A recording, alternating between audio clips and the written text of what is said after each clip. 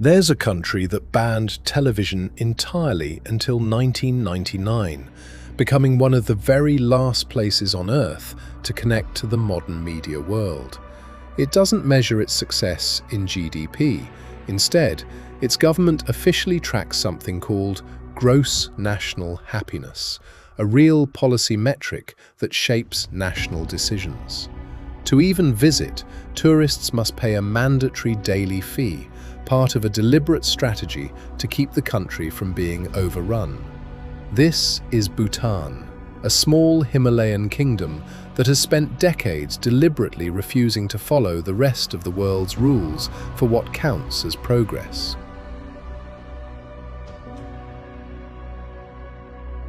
To understand Bhutan, you have to start with an idea that sounds almost absurd to most governments: measuring national success by happiness instead of economic output.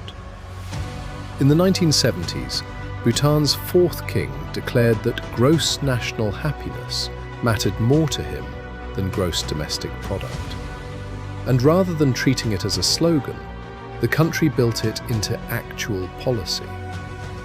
Government decisions today are still evaluated, at least in part, against four official pillars: sustainable development, cultural preservation, environmental protection, and good governance. This philosophy didn't emerge in isolation. Bhutan has a long history of deliberately limiting outside influence, long before gross national happiness became an official framework. Nestled between two of the world's most populous nations, India and China, in the eastern Himalayas, Bhutan remained almost entirely closed to foreign visitors until the early 1970s. Unlike most of its neighbors, Bhutan was never colonized by a European power, largely due to its remote, mountainous terrain and a deliberate policy of limited engagement with the outside world. Television and internet access were both banned entirely until 1999, making Bhutan one of the very last nations on Earth to connect to global media and communication networks. The decision wasn't accidental. Bhutanese leadership worried openly about the cultural and social disruption that unrestricted media access might bring to a small, tightly knit society, and chose to introduce it slowly, on their own terms, once they'd decided the country was ready. Even today, that same instinct for controlled openness continues to shape how Bhutan interacts with the rest of the world, visible most clearly in how carefully the country still manages who gets to visit and how.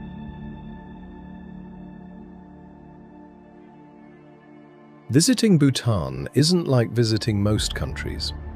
Independent backpacking, the kind of loosely planned trip common almost everywhere else in the world, simply isn't an option here. For most of its modern tourism history, Bhutan required visitors to book through licensed tour operators and pay a mandatory daily fee, often referred to as a sustainable development fee, layered on top of accommodation and other travel costs. The policy is deliberate, and Bhutan's government has been remarkably consistent about explaining why. The goal has never been to maximize the number of tourists.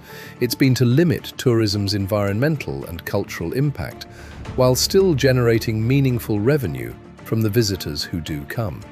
A philosophy often summarized as high value, low volume. Fewer visitors, spending more per person, rather than mass tourism straining infrastructure and culture the way it has in other popular destinations. This approach shapes almost everything about how Bhutan feels to actually experience. Streets in even the capital, Thimphu, remain relatively uncrowded by global standards. Traditional architecture is protected by law, requiring new buildings to follow specific design and material guidelines, regardless of function. Even something as simple as advertising billboards are restricted in ways most countries wouldn't consider.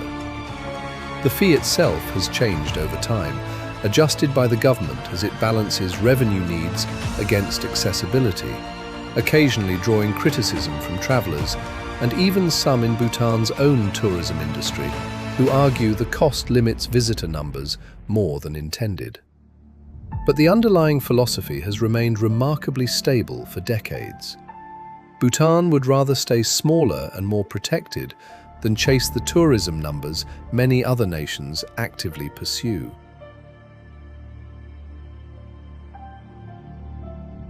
Perched on a sheer cliff face more than 3,000 meters above sea level, the Taksang Monastery, more commonly known as the Tiger's Nest, is Bhutan's most iconic image and one of its most sacred sites. According to legend, a revered Buddhist master flew to this exact spot on the back of a tigress in the 8th century, meditating in a cave that the monastery was later built directly into. Reaching it today still requires a demanding hike along steep mountain trails, a pilgrimage that hasn't fundamentally changed in centuries.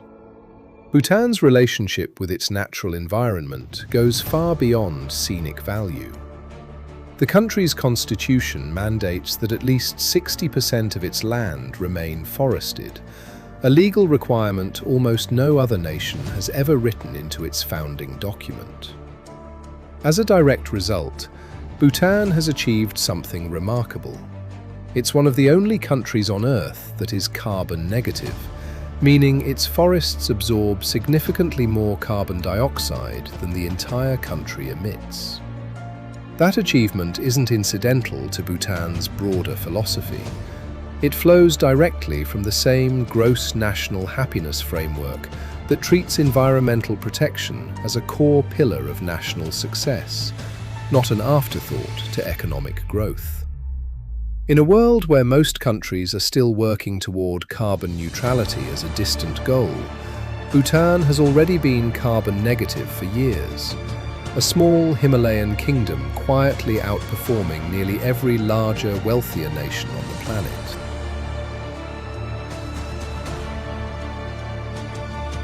Bhutan has spent decades making choices that look almost backwards by modern standards, banning television until nearly the end of the 20th century, limiting tourism instead of chasing it, measuring happiness instead of economic output, writing forest protection directly into its constitution rather than treating the environment as an afterthought. None of these decisions were accidents, and none of them were made because Bhutan lacked the ability to modernize faster.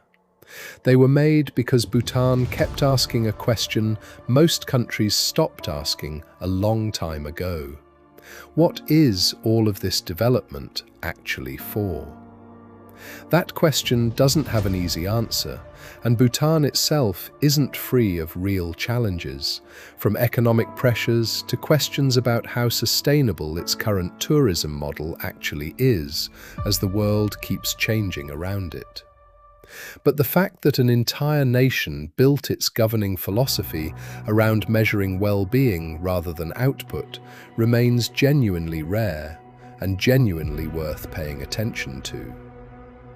Perched high in the Himalayas, between two of the largest nations on Earth, Bhutan has quietly proven something most of the world still debates: that a country can choose to grow slowly, protect what it values most, and still call that progress. Whether that model can survive the pressures of the century ahead remains an open question.